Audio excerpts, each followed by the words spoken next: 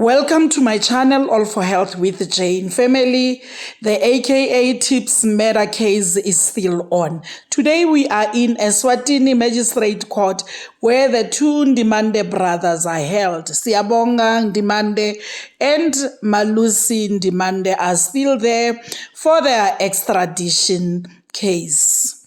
Family, much as South Africa was excited about this case not going to take long, the defense in Eswatini court are delaying this case.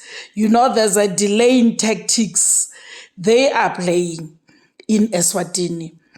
You know, when we started following this case, South African NPA had not yet formally filed the extradition application documents. If you remember, when these two were arrested in Eswatini, the first thing the defense needed was correct procedures need to be followed. South Africa needs to apply, complete the extradition documents, send them to Eswatini before they can release those two.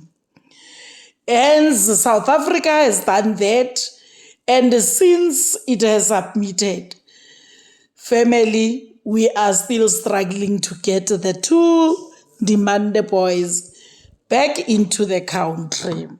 By the way, family, these Ndimande brothers must come join the 5 accused in the AKA Tibz murder case. They need to come and join them as their colleagues here in South Africa. And not only that, family, because it is alleged that in March last year, immediately after AKA and Tibz were murdered, these Ndimande brothers are allegedly involved in the killing of other 2 people in South Africa. They did this in March 2023. So because of this, apparently these people, the deceased, were in the taxi industry. Now because of that, the 2 Ndimande brothers and their defense, they are saying they are scared to come into the country because they are scared of being attacked by the taxi people. And they want South Africa to assure them, the NPA, to give an assurance that these two people are going to be safe when they are sent into South Africa. And the conditions they are putting forward is that these 2 guys must be received by the correctional service when the Eswatini government gives them over to South Africa. People who receive them must be the correctional services, not to be received by SAPS. So those are the conditions that South Africa apparently did not agree with them when it comes to that condition. So hence now the defense in Eswatini continues to oppose this application. Another thing, family, is that of the cell phones. Remember, when these 2 Ndimande brothers were arrested in February, South Africa requested to be given their cell phones. In the first hearing there in Eswatini, the magistrate ruled that those cell phones will be provisionally retained until the formal extradition is filed. Now that it was filed, that is another point that we were waiting to hear from the court today, or what are they saying about them? Are they releasing at least those cell phones over to South African court, or what are they going to do?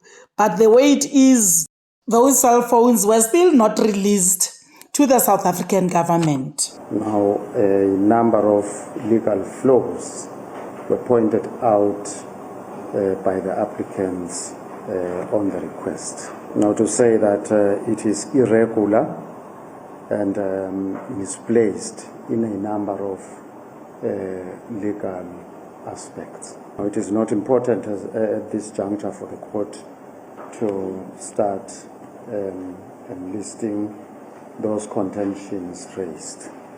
What is good is that both sides have since agreed that the matter be argued on the 14th of June.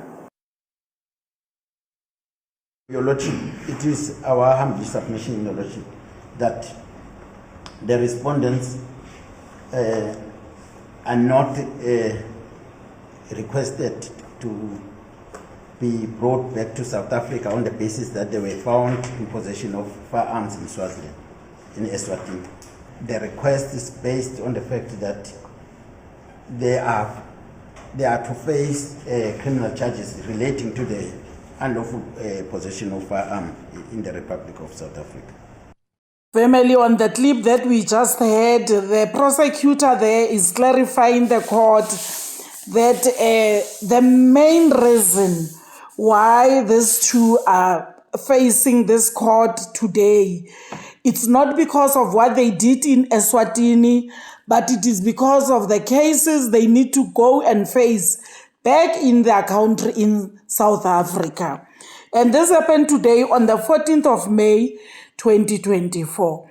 And as this happened, it was clear that at the end, the defense was still not satisfied about the things that they asked South Africa to provide with them, the information that they asked from South Africa. And because of that, they ended up opposing this application. So the court will sit again on the 14th of June 2024. Family, we shall wait for that day.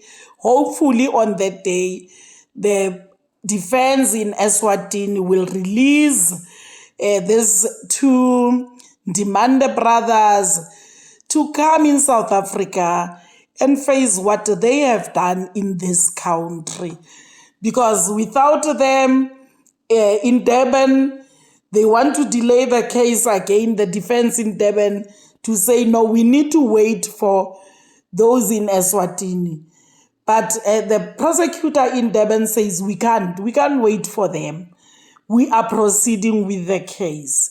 So, family, we don't want another confusion that we are experiencing in the Senzo Meyiwa murder trial to see it taking place in the AKA Tibz murder case. Family, let's meet in the comment section. Let's talk about this. What are you saying? What do you feel about this? What do you think needs to be done for these two to be brought back to South Africa? We want to see this AKA Tibz murder case being finalized. Thank you very much for watching this video to the end. Please like it before you leave.